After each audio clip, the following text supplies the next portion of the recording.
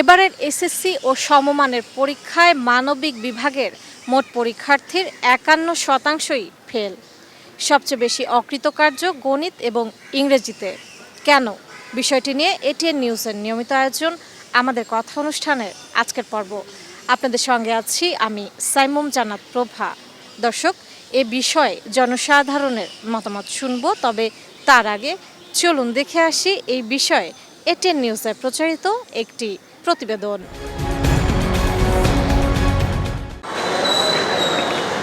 SSC ও সমমান পরীক্ষার্থী ছিল এবার ১৮,২৯,৪৮৫ জন, যার মধ্যে ফেল করেছে ৬,৯০,০০০-এর বেশি শিক্ষার্থী।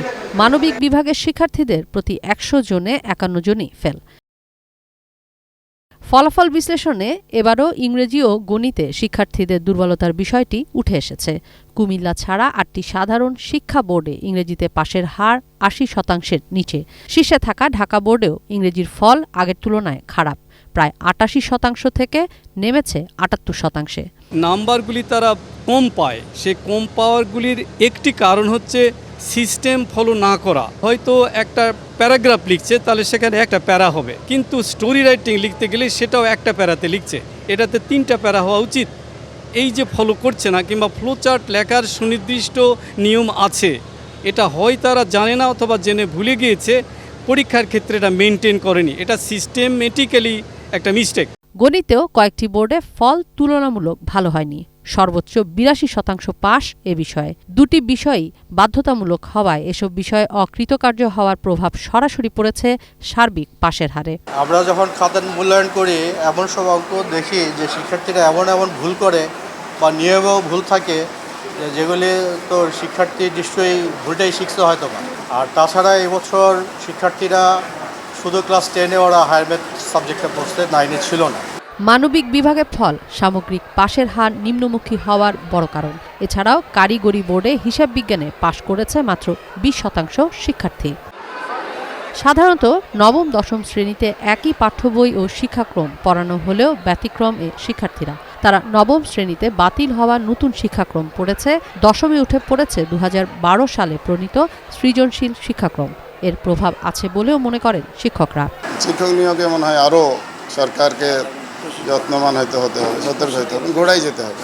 এবং শিক্ষকদের যে প্রশিক্ষণ, নতুন কোনো কারিকুলাম হয়, সেখানে প্রশিক্ষণ যথেষ্ট না।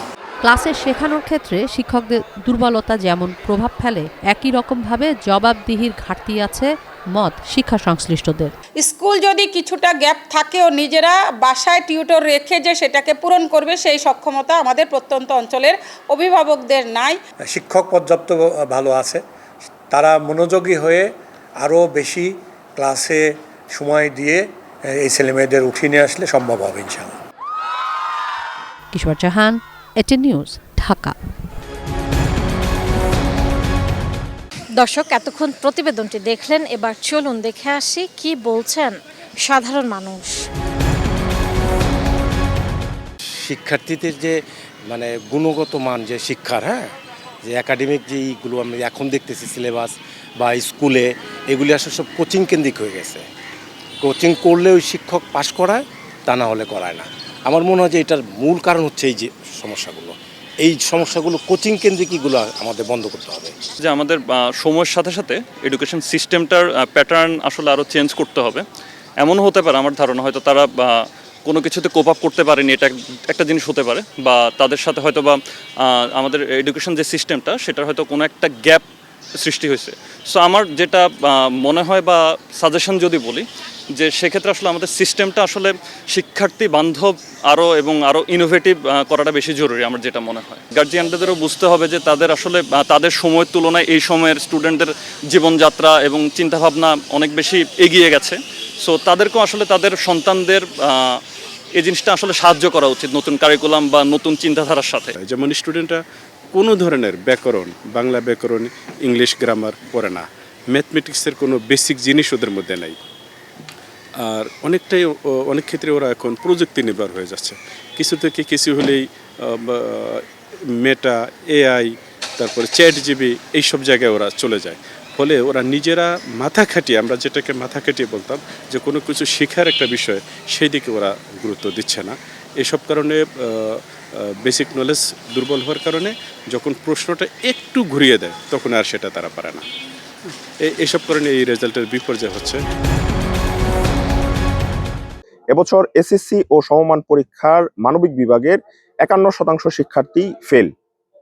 অধিকাংশ শিক্ষার্থী অকৃতকার্য হয়েছে ইংরেজি ও গণিত বিষয়ে। কিন্তু কেন? আমাদের কথায় ময়মনসিংহ থেকে যুক্ত হয়েছে আমি আসাদুজ্জামান সুমন। এ বিষয়ে জানবো ময়মনসিংহবাসীর কথা। চলুন জেনে আসি।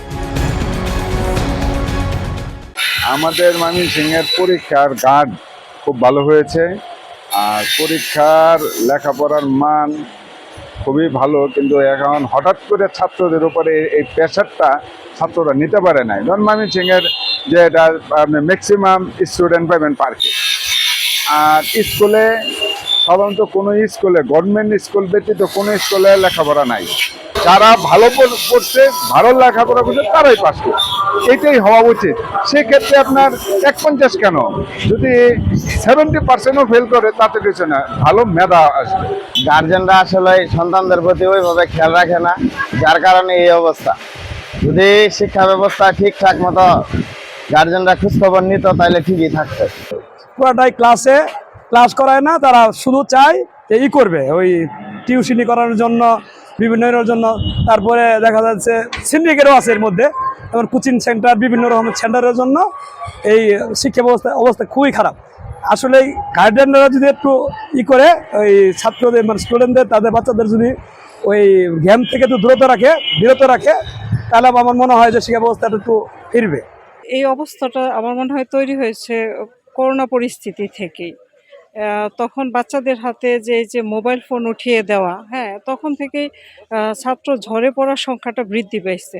আগে খেয়াল করে দেখবেন সারা বাংলাদেশে জিপিএ 5-এর সংখ্যা এত বেশি ছিল যে একটা বাচ্চা মোটামুটি পড়াশোনা করলেই আমার মনে হয় জিপিএ 5 তারা খুব সহজেই পেয়ে যেত, এবং এই টেন্ডেন্সিটা থেকে মানুষ পড়াশোনার দিকে একটু বাচ্চারা অনীহা, যে কম পড়লে পাশ করা যায়। কিন্তু এখনকার এই রেজাল্ট খারাপ হওয়াটা আসলে আমি খুব খারাপ চোখেও দেখছি না। বাচ্চারা কিন্তু পড়াশোনার প্রতি আমার মনে হয় যে সামনে আরও বেশি যত্নশীল হবে।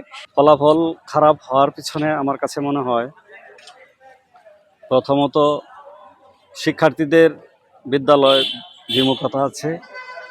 আমি যদি বলি যে সরকারি হাসপাতালগুলিতে রোগীর যেমন আস্থাহীনতা সৃষ্টি হয়েছে, ঠিক একইভাবে দেখা যাচ্ছে যে স্কুলগুলির প্রতি শিক্ষার্থীদের একটা আস্থাহীনতা সৃষ্টি হয়েছে, যার ফলে কোচিং নির্ভরতা বেড়ে গেছে। আর কোচিং নির্ভরতা বেড়ে যাওয়াতে শিক্ষার্থীরা স্কুলের কাছ থেকে দূরে চলে যাচ্ছে। আমার মনে হয় শিক্ষার্থীদের স্কুলে ফিরিয়ে আনতে হবে, আর সরকারি নিয়ম অনুযায়ী যে 70% উপস্থিত সেটা নিশ্চিত করতে হবে। দর্শক, এই ছিল এটিএন নিউজের নিয়মিত আয়োজন আমাদের কথা অনুষ্ঠানের আজকের পর্ব। বিদায় নিচ্ছি আমি সাইমুম জান্নাত প্রভা। দেখা হবে আগামী পর্বে। ততক্ষণ পর্যন্ত সুস্থ থাকুন, ভালো থাকুন, সঙ্গে থাকুন এটিএন নিউজের।